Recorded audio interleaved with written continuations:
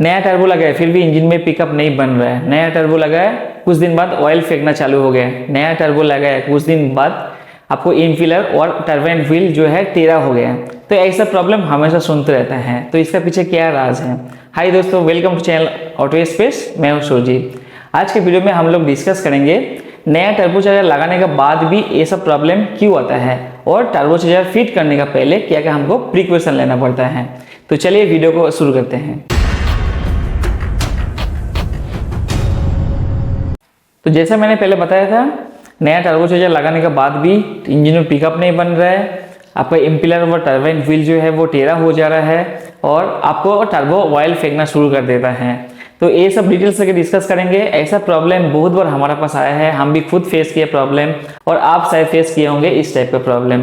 तो अगर हम लोग इस टाइप का प्रॉब्लम फेस कर रहे हैं तो उसका पीछे क्या कारण है और क्या सावधानियां हमको लेना पड़ता है टर्बोचार्जर फिट करने के पहले। तो टर्बोचार्जर आप जानते हैं डीजल इंजन का एक महत्वपूर्ण कंपोनेंट है। डीजल इंजन का पावर बढ़ाने के लिए टर्बोचार्जर हमेशा एयर को बूस्ट करते हैं इंजन में, ताकि इंजन में ज़्यादा बर्निंग हो और ज़्यादा इंजन से पावर मिले आपको। तो अगर मान लो कोई कारण से हम लोग टर्बोचार्जर खुले थे और दोबारा टर्बोचार्जर रिपेयर और नया टर्बोचार्जर लगा रहे हैं, तो लगाने के बाद हमको ये प्रॉब्लम हुआ है, तो उसके लिए हम क्या करें। तो देखिए, पहले 2-3 चीज़ समझना हमको बहुत ही ज़रूरी है। टर्बोचार्जर का जो व्हील है, जो इम्पिलर और टरबाइन व्हील दोनों एक ही शेफ्ट में लगा रहता है। जैसे एग्जॉस्ट स्मोक निकालते हैं तो टरबाइन व्हील को घुमा के बाहर चले जाता है और उसी शेफ्ट से जो इम्पिलर व्हील हमारे फिट रहता है वो इंजन में एयर पंप करता है। तो जब हम नया टर्बोचार्जर फिट कर रहे हैं इंजन में, 2-3 चीज़ हमको प्रिकॉशन लेना बहुत ही ज़रूरी है। जैसा हम प्रिकॉशन समझ जाएंगे तो ईजिली हम आगे समझ जाएंगे जो क्या क्या कारण से हमारा ये प्रॉब्लम हो रहा था नया टर्बोचार्जर फिट करने के बाद। प्रिकॉशन नंबर फर्स्ट है कि टर्बोचार्जर का जो व्हील है बहुत ज़्यादा आरपीएम में घूमता है, यानी उसका मिनट में मिनिमम आरपीएम है 2.5 लाख से 3 लाख आरपीएम तक घूमता है।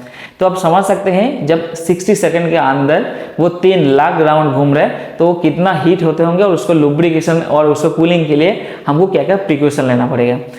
जब हम नया टर्बोचार्जर यूज़ कर रहे हैं, टर्बोचार्जर फिट करने के पहले जब आप टर्बोचार्जर पकड़ के ले जाएंगे, उस कंडीशन में उसका जो एग्जॉस्ट गेट वाल्व का जो लिंकेज है वो लिंकेज पकड़ के कभी भी ना ले जाएगा टर्बोचार्जर को, क्योंकि क्या प्रॉब्लम होता है वो आगे मैंने बताऊंगा।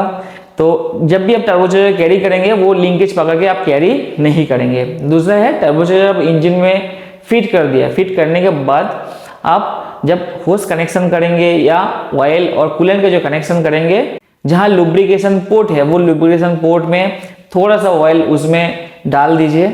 इंजन ऑयल डालने के बाद थोड़ा सा सेट को रोटेट कीजिए, उसके बाद आप ऑयल पाइप लगाइए।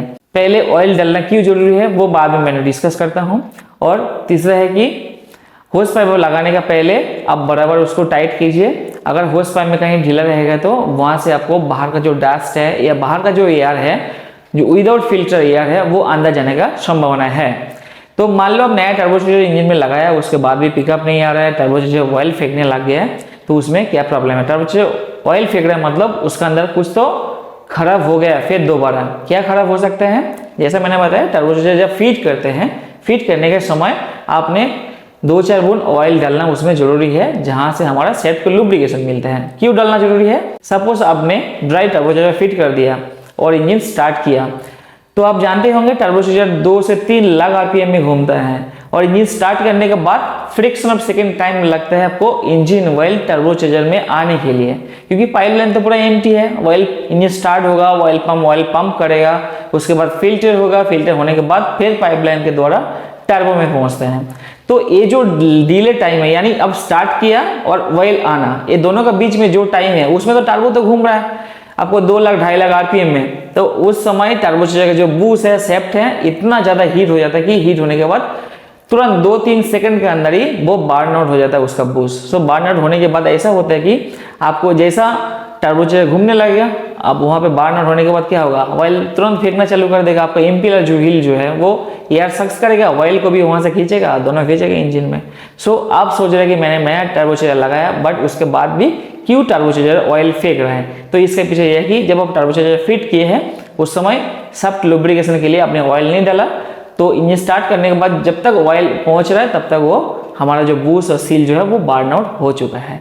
तो एक बहुत ही इंपॉर्टेंट कारण है कि टर्बोचार्जर जब हम लगाएंगे तो उस समय जरूर ध्यान देंगे सेकेंड प्रॉब्लम यह है कि हमारा गाड़ी पिकअप नहीं ले रहा है। नया टर्बोचार्जर लगाया है, सारे सिस्टम सही है, पहले टर्बोचार्जर में कुछ प्रॉब्लम था, फिर भी गाड़ी पिकअप नहीं ले रहा है। तो शुरुआत में मैंने बताया टर्बोचार्जर जब भी आप कैरी करेंगे उसका जो एग्जॉस्ट गेट का जो लिंकेज है वो लिंकेज पकड़ के बिल्कुल कैरी मत कीजिए। ऐसा प्रॉब्लम में हम खुद भी फंसे पहले बहुत बार। कोई बंदे है कि टर्बोचार्जर कैरी करने के समय एग्जॉस्ट जो वाल्व है, एग्जॉस्ट वाल्व का जो एक्चुएटर है उसका जो लिंकेज है वो पकड़ के कैरी करते हैं। तो लिंकेज बिल्कुल नाजुक होते हैं।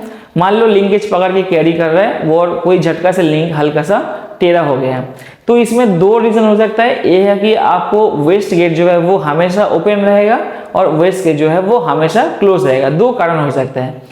इंजन का जो स्मोक है वो स्मोक को बाईपास करने के लिए आपको एग्जॉस्ट गेट दिया गया है। तो एग्जॉस्ट गेट हमेशा ओपन रहेगा तो आपका जो एग्जॉस्ट निकल रहा है तो पूरा एग्जॉस्ट आपको टरबाइन व्हील को घुमा नहीं पाएगा। सो क्या करेगा, टर्बो ज्यादा हवा नहीं खींच पाएगा क्योंकि उसका स्पीड ऑलरेडी डाउन हो जाएगा। तो आपने सोचे होंगे मैं नया टर्बोचार्जर लगाया फिर भी हमारा गाड़ी का पिकअप क्यों नहीं बन रहा है, तो उसका पीछे कारण ये है। सेकेंड ऑप्शन ये आता कि मान लो वो लिंकेज टेढ़ा हो गया और गेट हमेशा ओपन है। तो इसमें बहुत ही इंटरेस्टिंग है, टर्बो में बहुत ज्यादा डैमेज होने का चांसेस है। कैसे होता है, तो इसको समझने के लिए थोड़ा सा हमको पीछे जाना पड़ेगा। वेस्ट गेट हम टर्बो में क्यों लगाए हैं? वेस्ट गेट इसीलिए लगाया, मान लो गाड़ी फुल आरपीएम में चल रहा है और टर्बो भी फुल स्पीड में आपको एयर सप्लाई कर रहा है इंजन में, क्योंकि दोनों का डिमांड है। टर्बो भी उसको दे रहा है और इंजन भी डिमांड कर रहा है जो मेरे को इतना एयर चाहिए। सपोज आपने ब्रेकिंग कर दी या मान लो आप चढ़ाई में जा रहा है या चढ़ाई से नीचे उतर रहा है, उस समय उतरने का समय इंजन आरपीएम बहुत ही हाई रहते हैं और जब चढ़ते हैं उस समय भी गियर डाउन रहने के कारण इंजन आरपीएम बहुत ही ज्यादा रहते हैं। तो कुछ रिपोर्ट में मिले हैं कि उस कंडीशन में टर्बोचार्जर इतना ज्यादा एयर प्रेशर सप्लाई करते हैं इंजन में, इंजन को उतना जरूरत नहीं पड़ता। तो क्या करते हैं, इंजन उसको बैक प्रेशर करते हैं। तो बैक प्रेशर करने से क्या होगा, आपका जो लूज जो होज वगैरह है वो लीकेज होने की संभावना है। तो लीकेज साधारण तो नहीं होता है, वो डायरेक्ट बैक प्रेशर आता है आपको डायरेक्ट टर्बो का जो इम्पिलर व्हील है, इम्पिलर व्हील के ऊपर। तो क्या होता है, इम्पिलर व्हील का जो फिन्स है वो टेढ़ा हो जाता है। टर्बो को बचाने के लिए है, टर्बो को स्लो डाउन करने के लिए क्या किया हम लोग, वेस्ट गेट टेक्नोलॉजी को लाए हैं, ताकि वेस्ट गेट टेक्नोलॉजी के द्वारा थोड़ा सा एग्जॉस्ट गैस बाहर निकल जाएगा, ताकि टर्बो हमारा स्लो हो जाएगा। टर्बो मतलब इस कम स्पीड में घूमेगा, इंजन को जितना जरूरत है उतना एयर सप्लाई करेगा और खुद का कुछ नुकसान भी नहीं करेगा।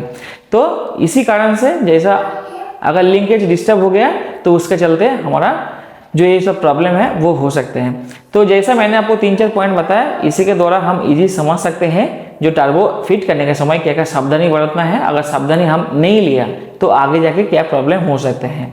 अगर आपको ये वीडियो अच्छा लगे तो जरूर वीडियो को लाइक शेयर करना और चैनल को सब्सक्राइब करके बेल आइकन दबा देना, ताकि ऐसा इन्फॉर्मेटिव वीडियो आप तक जरूर पहुँचे।